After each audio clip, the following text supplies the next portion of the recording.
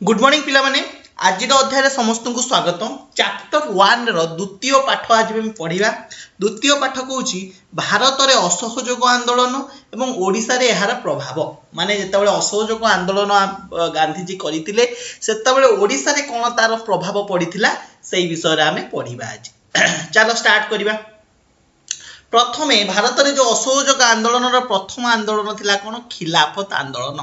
तमें एमती कहि परिबो असहयोग आंदोलन सब आंदोलन ता अंडर जो आंदोलन सब आछि ता भितरु खिलाफत आंदोलन अन्यतम।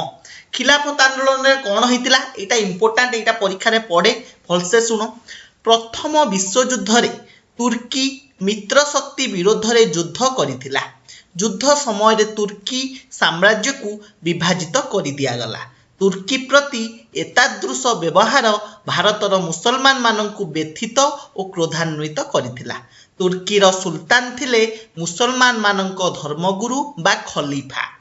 तेणु सेमाने सुल्तान को समर्थन जणाई तांकर क्षमता ह्रास विरोध रे दुई अल्ली भ्राता शौकत अल्ली और मोहम्मद अल्ली नेतृत्व रे खिलाफत आंदोलन आरंभ कले। बुझी पारलो कोन कहिला कहूँ कि प्रथम विश्व युद्ध रे जो तुर्की मित्र शक्ति विरोध रे युद्ध करिथिला, युद्ध समय रे तुर्की साम्राज्य को विभाजित कर दिया गला।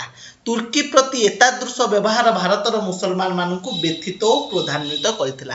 काहेकि तुर्की रे भी मध्य मुसलमान माने रहुथिले, भारत रे थिबा जो मुसलमान माने सेति पई बहुत रागिले, कहले काहेकि तुर्की को विभाजित कर दिया गला।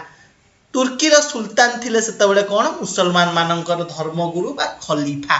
तेणु सेमाने सुल्तान को समर्थन जणाई तांकर क्षमता ह्रास विरोध रे दुई अल्ली भ्राता शौकत अल्ली एवं मोहम्मद अल्ली नेतृत्व रे खिलाफत आंदोलन आरंभ हेइथिला। बुझी पाइलो।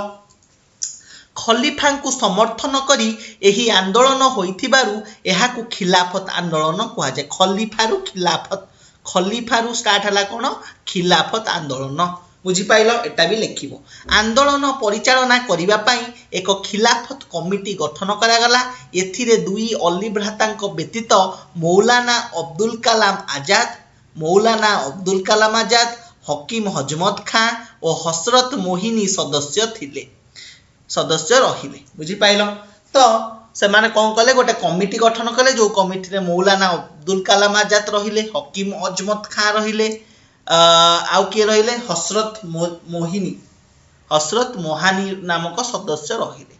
महात्मा गांधी हिंदू और मुसलमान माननकु एकत्र करिवा सहित जातीय आंदोलन भित्तिभूमि को दृढ़ करिवा पई आंदोलन को समर्थन कले। काहेकि महात्मा गांधी कौन कहले कि हिंदू जेहेतु मुसलमान भाई माने एई जो तुर्की जो विभाजित न होला ता विरुद्ध रे जो खिलाफत आंदोलन आरंभ कले, महात्मा गांधी कौन कहले कि हिंदू मुसलमान माननकु एकत्र करिया सहित जातीय आंदोलन भित्तिभूमि को दृढ़ करने आंदोलन को मध्य समर्थन कले। 1919 नवेम्बर रे गांधीजी निखिल भारत खिलाफत सम्मिलन सभापति भाव में निर्वाचित हेले। जेतबेले महात्मा गांधी एई जो आंदोलन को समर्थन कले ताहाले सेतबेले अल्ली भ्राता दुई जन जो आंदोलन स्टार्ट करथिले सेमाने 1919 मसिया नवेम्बर रे गांधीजी को निखिल भारत खिलाफत सम्मिलन सभापति भाव में निर्वाचित कले।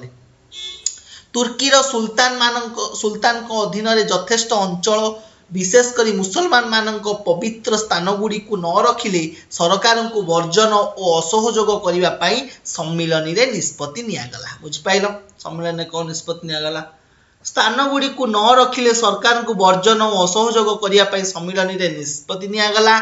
यही धमक सत्वे प्रथम विश्व युद्ध परे तुर्की उपरे लदी दिया जाइथिबा सेभर्स चुक्ति द्वारा सुल्तान को अधिकृत अनेक अंचल तांको अधीन को काढ़ी निया गला। बुझी पाइलो।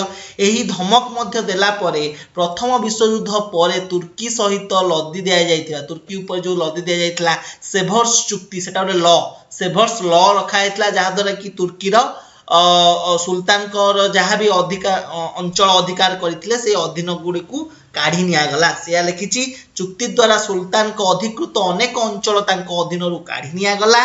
गांधीजी परामर्श क्रमे निखिल भारत खिलाफत कमिटी असहयोग कार्यक्रम ग्रहण करी आंदोलन आरंभ कला।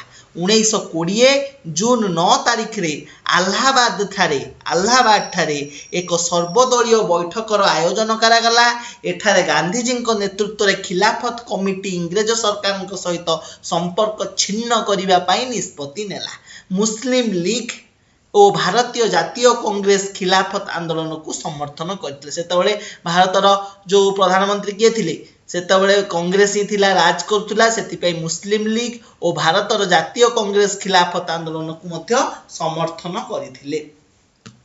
1920 अगस्त 1 तारिख रे 1920 अगस्त 1 तारिख रे आनुष्ठानिक भाव में असहयोग आंदोलन आरंभ करागला। उक्त दिन पूर्वाह्न रे लोकमान्य बाल गंगाधर तिलकंकर देहांत होइतिला। ताहले लोकमान्य बाल गंगाधर तिलकर केबे देहांत होइतिला? 1920 मसिया अगस्त मास 1 तारिख रे। बुझी पारलो? तिलक वियोग जनित शोक पालन और आंदोलन आरंभर मिश्रित प्रतिक्रिया रे समग्र देश रे हड़ताल और शोभायात्रा संगठित हैला।